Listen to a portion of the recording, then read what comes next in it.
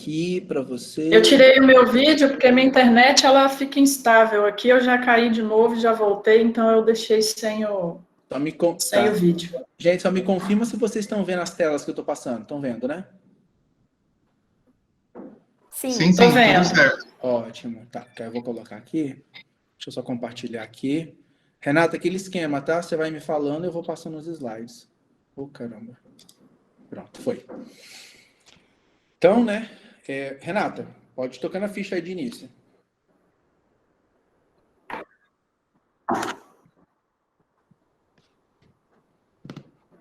João, eu não estou vendo. Para mim, a tela ficou congelada. Para mim, agora apareceu. Vocês estão conseguindo me ouvir? Sim. Tá. Então, pessoal, é o seguinte, para vocês entenderem um pouquinho da onde a gente vem, né, meu principal trabalho é como gerente da Socio, só para vocês entenderem quem é a Socio, é uma das maiores empresas de nutrição animal do mundo, na verdade o grupo, né, ela pertence à ADM, que é uma empresa americana. A marca Socio, ela nasceu no Brasil, depois foi incorporada, comprada, né, por outras empresas, e hoje pertence a esse grupo ADM. Já tem 80 anos de mercado, na verdade, esse ano ela completa 81 anos de mercado, então já passou do 80, e líder no mercado de nutrição de ruminante. Ela tem de tudo, desde matéria-prima até produto pronto para uso. Então, o nosso desafio é sempre estar trabalhando para o cliente de acordo com a necessidade dele, e ela dá a possibilidade da gente mudar o que for necessário para atender esse cliente. Pode tocar, João. Só para vocês conhecerem um pouquinho do que é a Socio, né? Para vocês poderem conhecer, né, a empresa que eu estou trabalhando atualmente, a Bovexo, é uma empresa que está já... falo que é um bebê, mas é um bebê que já nasce com um nível de inteligência extremamente avançado, já conseguindo mexer no celular com 3 meses de idade, vamos colocar assim, e a gente já nasce dentro desse universo aí da transformação digital. Então, é uma empresa que ela tá desde 2018, então é uma empresa recente, mas a gente já vem trabalhando com algumas ações, e o nosso grande foco, né, é uma plataforma inteligente para tomadas de decisão. O grande propósito da Bovexo é ajudar com a facilidade e acurácia na tomada de decisões críticas, né, do pecuarista, a capacidade de se antecipar aos riscos, né, e a otimização de resultados operacionais e financeiros, receita e lucro. Então, traduzindo isso, seria o quê? É uma plataforma que trabalha com predição através de modelos matemáticos e também inteligência artificial, para que você consiga ter uma melhor tomada de decisão, porque o pecuarista, em alguns momentos, ele tem todos os dados, então ela trabalha com a integração de outras ferramentas, que a gente vai explicar sobre isso aqui na nossa palestra. Ela integra outras ferramentas, né, captando as informações dessas outras ferramentas e, com isso, ajudando o pecuarista a traduzir essas informações e avançar na tomada de decisão e também predizer eventos, né, dentro desse sistema. Então, a gente trabalha com alguns pilares e aí eu vou explicar isso de acordo com a apresentação, tá ok? Então, essa aqui é o trabalho da nossa empresa. Uma empresa atualmente ela é toda virtual, então a gente tem, por exemplo, um dos nossos fundadores está hoje nos Estados Unidos, o outro está aqui em São Paulo, tem gente que está em São Paulo, então está espalhado pelo Brasil todo, assim, cada um dos colaboradores. Então, é uma empresa já dentro desse universo, vamos dizer, pós-pandemia, né? Que é esse trabalho home office com cada um em diferentes locais. Bom, pessoal, aí já entrando no nosso assunto, né? A gente está aqui para falar de pecuária de alta performance, e aí, por que pecuária, né? Quais são os desafios da pecuária? E aí, para apontar, para a gente seguir uma cronologia, né? É preciso entender que o mercado consegue e tem necessidade de um volume maior de produção de carne, né? Ele tem a necessidade para consumo, e com uma possibilidade muito grande de crescer em produção para conseguir atender essa demanda. Então, esse quadrinho só mostra o seguinte: A gente já tinha desenhado para 2021, isso era uma previsão de 2018, mas eu até deixei esse gráfico para entender que os países que mais crescerão consumo de carne, a gente dizia isso, né, 2021, Ásia e países do Pacífico cresceriam em 56% a demanda por carne, né, o consumo por carne. E do ano passado para cá, do final de 2019 para cá, a gente tem visto isso se tornar realidade, né? E aí, com os outros países também, América Latina e Caribe, 18%, África, 8%, Europa, 6%, e América do Norte, 8%. Então, o consumo de carne vai seguir crescendo, né? E essa concentração, ela vai estar principalmente aí nos países asiáticos e do Pacífico. Pode passar, João. E aqui eu queria apontar para vocês o seguinte, esse quadrinho, ele mostra o percentual de participação aqui do que é mata, lavoura e pastagem dentro das áreas plantadas, tá? Então, dentro das áreas plantadas, a gente tem pastagem ocupando 48% do território. Isso significa, isso chega próximo de 170 milhões de hectares. O que eu chamo a atenção nesse quadrinho aqui, pessoal? Nós temos quase metade da área em pastagem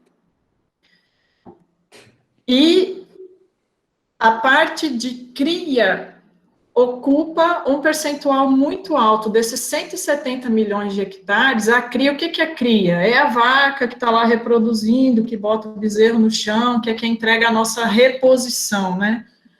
A cria, ela ocupa 120 milhões de hectares. Por que eu começo falando da cria? Porque eu vou trazer aqui alguns números. A cria hoje, para vocês entenderem o que acontece com a gente, né? Como que é o ciclo produtivo? A vaca cria o bezerro, desmama o bezerro, a gente pega esse bezerro, recria e engorda. O que aconteceu com o brasileiro? Ele se especializou muito na engorda, ele começou de trás para frente o processo, acelerou a engorda, viu que não era suficiente, começou a acelerar a recria, e em nível de tecnologia, a cria, ela não seguiu, ela se desenvolveu, mas não seguiu a mesma velocidade do que aconteceu na recria e na engorda. Então, chegou um momento que a cria travou o processo. Por quê? Porque ela não teve capacidade de suprir a demanda, a velocidade da recria e da engorda.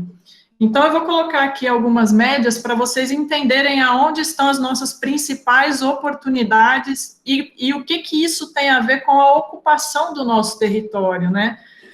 Hoje, no Brasil, nós produzimos 60% de bezerros por matriz em idade reprodutiva. Isso é um dado do IBGE, eu tirei do IBGE e peguei alguma coisa da Embrapa também, tá? O que significa isso? Que em torno de 56 milhões de vacas que eu tenho, elas estão entregando 60% dessas vacas me entregam o bezerro. Quando eu comparo com o número dos Estados Unidos, 85% desses animais entregam essa quantidade de bezerro. Aí vocês já pararam para pensar assim, ó, nós somos o maior, temos o maior rebanho, somos o maior exportador, mas nós não somos o maior produtor de carne. Vocês já pararam para pensar o porquê que isso acontece? A gente precisava de ter mais animais no final da recria e terminação para ser o maior produtor de carne, né? Aonde que está essa trava? Por que os Estados Unidos estão na nossa frente? Porque a vaca dele consegue entregar mais bezerro do que a nossa. Então, aonde está a nossa falha, né? Eu nem coloco isso como falha, mas como uma grande oportunidade para a gente conseguir atender essa demanda, né? Então, no Brasil, ó, a idade ao primeiro parto, ela está em média 4 anos. Nos Estados Unidos é metade disso. Pode dar mais um tique aí, João.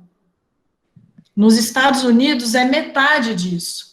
E aí, fazendo uma conta, o que significa essa liberação de 50 milhões de hectares aqui? Se a gente pegasse esse rebanho, as nossas fêmeas, e diminuísse esse intervalo, essa idade ao primeiro parto, de 4, trazer ela para 2 anos, trazer essa média para 2 anos, ou a gente ia crescer muito o rebanho, ou se eu conseguisse fazer isso com o número de vacas que eu tenho na mesma área que eu tenho, eu poderia liberar em torno de 50 milhões de hectares, que hoje está em pastagem para outras culturas. Isso só reduzindo a idade ao primeiro parto. Então, para vocês entenderem que, tecnicamente, tem muito a ser feito, né? Você quer falar alguma coisa, João? Não, é interessante para os meninos poderem entender, quem já tiver passado pela disciplina de bovinocultura, ou se for passar pela disciplina de bovinocultura ou afins, esse entra o conceito daquela parte de eficiência produtiva. O Brasil ainda, eu não vou falar que ele é ineficiente, que não é esse o ponto, ele só tem possibilidade de ser mais eficiente do que já é, porque quando a gente compara com os Estados Unidos, por exemplo, eu não vou dizer que é o nosso concorrente, mas é o nosso balizador com relação a essas informações, a gente tem um vasto campo de crescimento ainda. E traduza-se que esse vasto campo de crescimento não é em maior área de produção, é aumentar a eficiência produtiva, aumentar a nossa produtividade, né? O que é produtividade? Produção por área. Então, isso é extremamente importante deixar claro na cabeça de vocês que nós não estamos querendo ter maior área produzida, ter uma maior eficiência. Hoje eu estava no Clubhouse, exatamente falei sobre isso, que uma pessoa que estava numa sala falando sobre não consumo de carne, e eu entrei para debater sobre o tema. E a menina falou, mas nós temos está crescendo muita área de pecuária e desmatando, que é aquele grande lema que eles não têm dados para poder discutir e acabam rebatendo com informações erradas. Eu falei, não, pelo contrário, nós estamos buscando cada vez mais aumentar a nossa taxa de lotação, a nossa taxa de suporte, capacidade de suporte dentro das fazendas. Por quê? Para nós é economicamente inviável termos uma vaca por hectare, por exemplo, ou uma unidade animal por hectare. Tem fazendas hoje que já tem 12 unidades animal por hectare, 16, e assim vai. Então,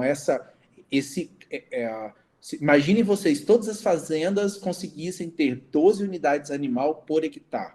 Nós conseguiríamos ter uma produção, nem pensando em aumentar a produção, mas conseguiria ser mais eficiente em relação aos outros países, porque a gente só é competitivo pelo grande volume que nós produzimos por sermos um país continental. Pode passar o slide, João. Pode dar mais um tique aí. E aqui é só para enumerar, né? Pode falar. Posso perguntar? Pode falar. Então, você falou que tem um certo número de animais, por hectare. Eu queria saber se existe um número X certinho de animais por hectare que não comprometesse deixar os animais de produção. Então, a resposta para a sua pergunta, ela está nesse quadro que a gente acabou de colocar aqui, ó. A média nacional de 3 a 6 arrobas por hectare em produção, né? Ela não está em número de cabeça aqui, mas vai servir como um balizador para a gente.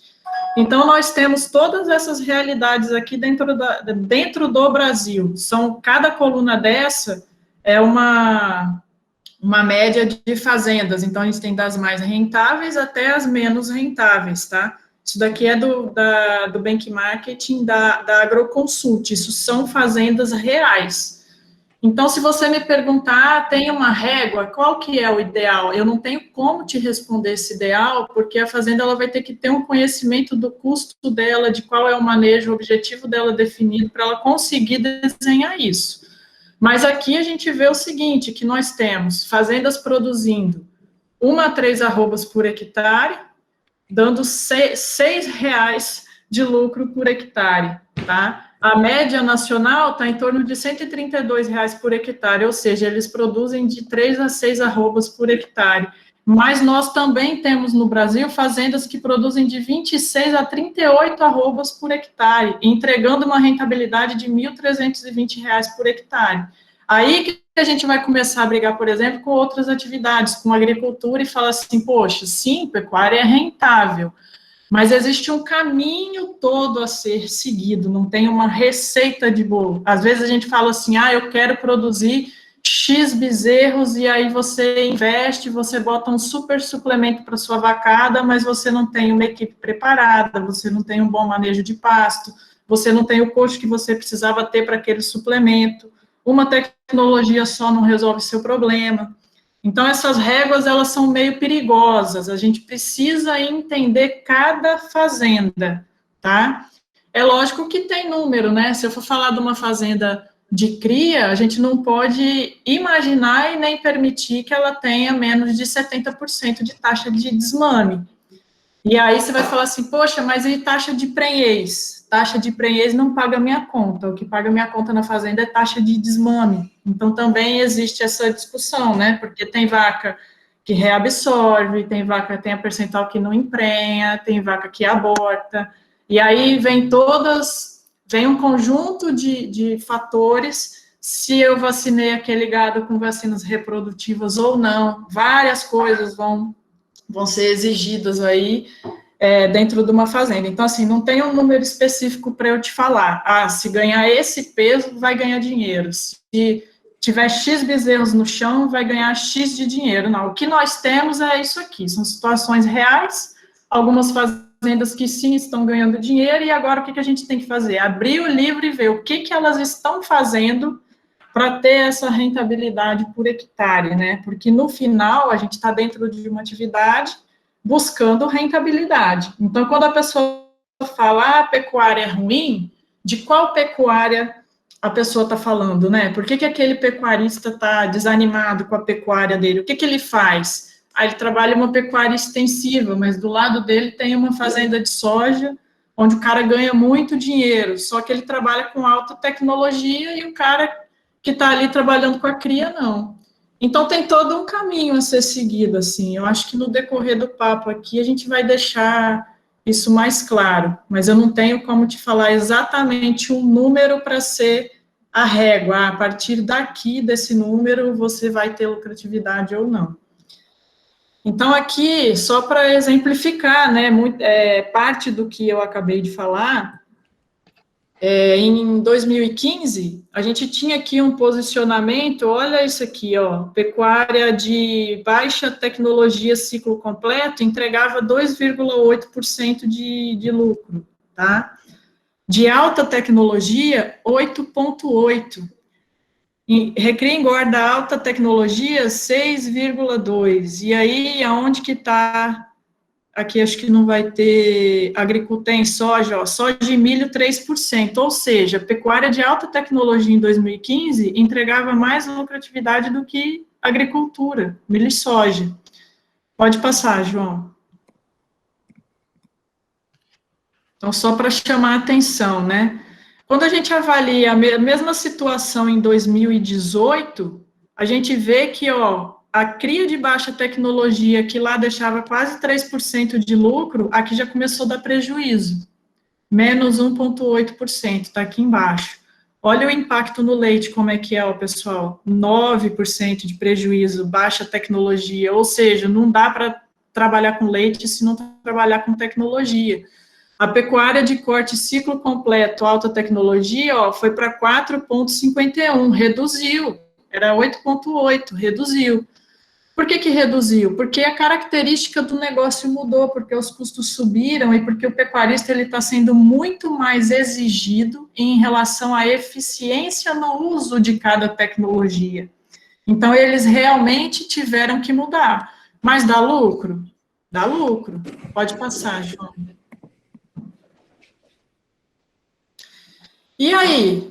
O que a gente está fazendo, né? Por que os índices brasileiros são ruins? E aí eu coloquei esse ruim entre aspas, porque a gente está num país gigante, que tem muita gente fazendo coisa boa, trabalhando bem, produzindo muito, fazendo a coisa da forma correta, mas a gente ainda tem muita oportunidade. Não é que está errado, é questão de oportunidade, tem muito a ser feito ainda. Vocês viram ali a questão de 170 milhões de hectares de pasto, né? Até pouco tempo atrás, a gente tinha quase 80% disso em processo de degradação.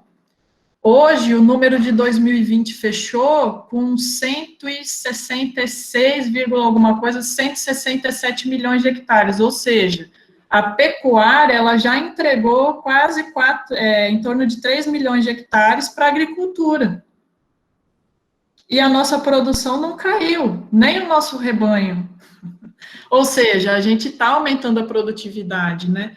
Então, aonde a gente precisa ter muita atenção? O que a gente está fazendo com essas fêmeas? Como é que é meu manejo de pastagem? Como é que é a suplementação desses animais? Pode passar, João.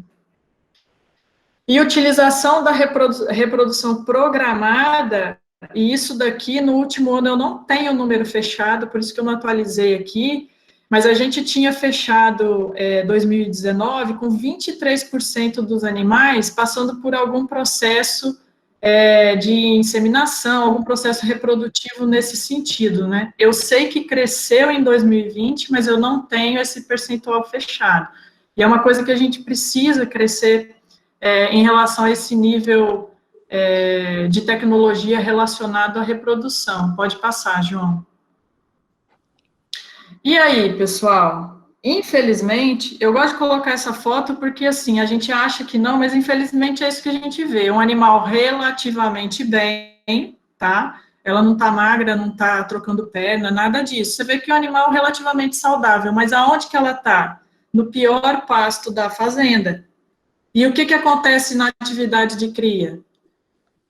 Terminou, fechou a primeira fase da estação, deu toque nos animais, quem tá prenha vai para onde? Para o pior pasto da fazenda. Por quê? Porque já está com bezerro na barriga. E aí a gente vai entender daqui para frente qual é o impacto disso na atividade como um todo. Porque o bezerro, ele é formado aonde? Você corrige ele em relação à musculatura, gordura, depois que ele nasce? Não, é dentro da barriga da mãe. Então, se a gente não cuidar da vaca durante a gestação, ela vai me entregar um bezerro pior. Por melhor que seja a genética dele, a alimentação dessa vaca vai limitar o potencial, a exposição desse potencial genético. Então, isso aqui é uma realidade que, poxa, eu estou há 15 anos nesse mercado, e infelizmente na atividade de cria eu vejo isso muito, não é pouco não, eu vejo muito, tá prenha, vai para o rapador, tá prenha, vai para o rapador. E essa cultura a gente precisa mudar para seguir evoluindo. Pode passar, João. E aí, pessoal, qual que é o impacto da tecnologia no nosso negócio, né? Qual que é a nossa média de lotação? Tá aí entre 1 e 1,5. Mas a gente tem muito ainda no Brasil essa realidade do 0,5 e do 0,8 A por hectare, onde eu não tenho uma divisão de pasto bem feita, onde eu não faço nenhum manejo de capim, onde o animal fica lá do início ao fim no mesmo pasto, pastos grandes, e aí a gente começa a ver processo de degradação. Só que às vezes no vizinho dele, pode passar, João, no vizinho dele, isso daqui é uma foto que eu gosto muito de mostrar, não é eu fiz o corte para colocar na apresentação, mas são fazendas vizinhas da mesma região. Então, qual que é o impacto de intensificar a produção? Poxa, é sair de menos de 1 UA por hectare e ter a possibilidade de ir para 3, de colocar muito mais animais na mesma área. Então, é muito mais que dobrar, é triplicar, é quase quadruplicar a produtividade dele dentro da fazenda. E aí tem um exemplo legal, porque assim, quando eu falo que não tem receita de bolo, é porque realmente não tem. Eu estou dentro de uma fazenda hoje, que tem piquete rotacionado, que trabalha com adubação e tudo. Esse ano, o que aconteceu? A reposição não ficou complicada? O preço de reposição subiu muito, ficou difícil encontrar, a gente tem dificuldade de achar a quantidade de animal disponível que a gente precisa. Então, esse ano, nós não fizemos adubação. Não tinha por que fazer. Eu vou fazer porque eu fiz ano passado? Porque a fazenda faz adubação? Não, se eu não tenho boi para colher, eu vou adubar capim para quê? E eu fico triste de ver sobrar capim. Hoje aqui está sobrando capim, mas por quê? Porque nós não conseguimos comprar a quantidade de animais que a gente deveria comprar, que a gente gostaria de comprar, e o que estava dentro do plano. Então, a gente tem que buscar um caminho para fechar essa conta. Então, não vou adubar. Mas a decisão vem de um planejamento. A tecnologia, ela é utilizada, mas a gente tem que entender qual que é o impacto dela no negócio. Aqui não tem dúvida, né, pessoal? Se a gente trabalha com manejo de pastagem e adubação, é agora pegar em cima do manejo e colher esse capim que está aí da melhor forma possível e transformar isso em carne. Não dá mais para a gente permitir esse 0,5, 0,8. Hoje, com aumento de custo, com redução das margens trabalhadas pelo pecuarista, se ele não tiver um negócio que chama eficiência, ele vai ser expulso da atividade. A pecuária hoje não aceita mais amador. A gente vai ter um filtro muito grande dentro dessa atividade, e isso cria uma demanda por técnicos para atendimento, para acompanhamento muito grande. Para nós é muito bom porque demanda o nosso trabalho, né? A gente está ali acompanhando para fazer a diferença para esse produtor. Mas para o pecuarista é realmente um desafio. Por quê? A forma que ele se adaptou lá atrás, e que ele aprendeu do avô de como ganhar dinheiro com a pecuária, mudou. Antigamente era só na compra e venda, existia um deságio. Hoje não é na compra e venda, hoje tem ágio.